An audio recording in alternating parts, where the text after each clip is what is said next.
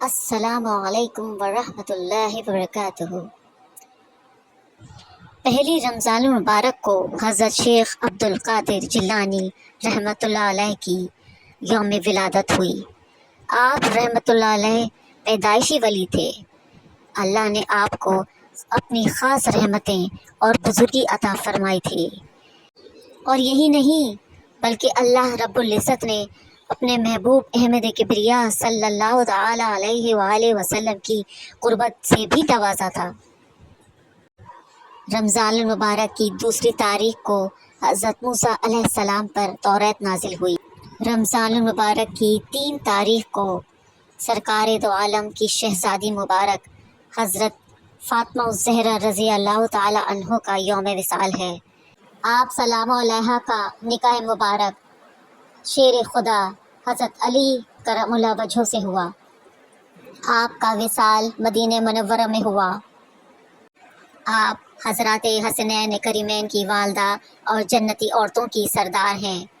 سرکار دو عالم رحمت للعالمین احمد مرسلین سرور کونین صلی اللہ تعالی علیہ وآلہ وسلم کی رحلت کے بعد آپ بیمار رہنے لگیں اور بالآخر 3 رمضان المبارک کو اپنے خالق حقیقی سے جا ملی۔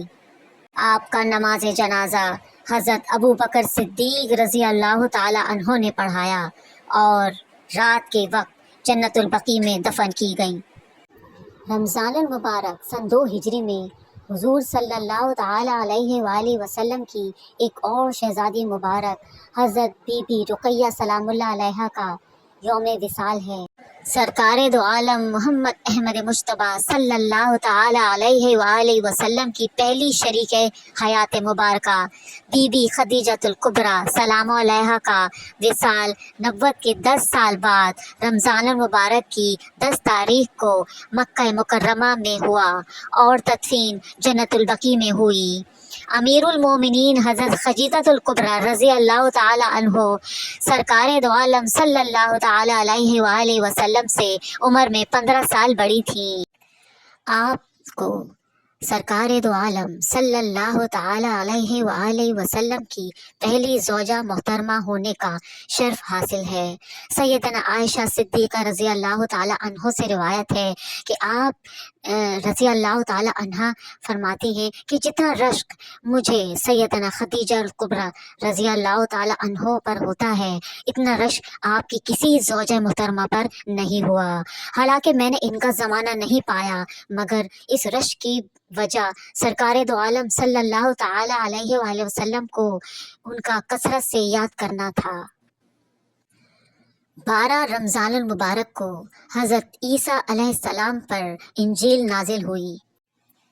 17 رمضان المبارک کو اسلام اور کفر کے درمیان پہلا معرکہ جنگ بدر ہوا۔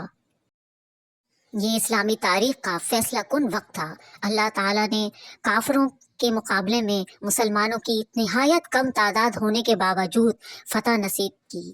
مسلمان ایمان کی طاقت سے ایسے جنگ لڑے کہ کافر میدان چھوڑ کر بھاگ گئے۔ رمضان المبارک کی 10 تاریخ سن 8 ہجری میں فتح مکہ کا تاریخی معرکہ بھی پیش آیا، جس نے دنیا کی تہذیب و تمدن میں اسلامی طرز عمل کی بنیاد رکھی۔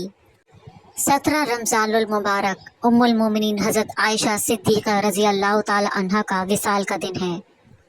آپ کا وصال مدینہ منورہ میں ہوا۔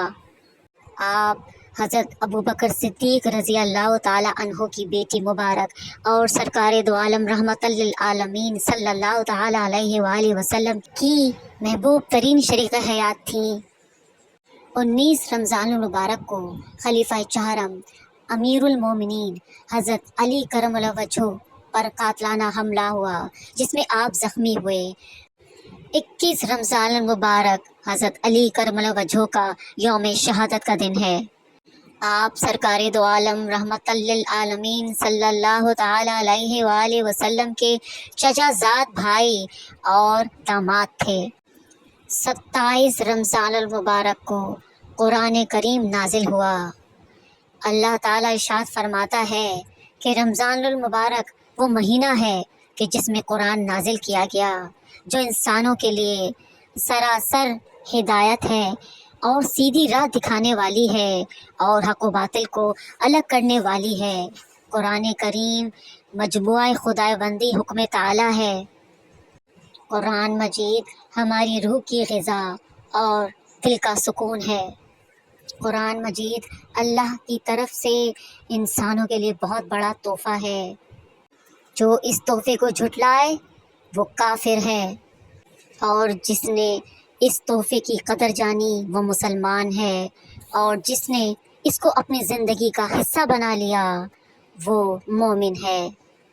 یہ ایک ایسا معجزہ ہے جو ہر مسلمان کے گھر میں موجود ہے، اور 27 رمضان المبارک کو اسلامی جمہوریہ پاکستان بھی وجود میں آیا۔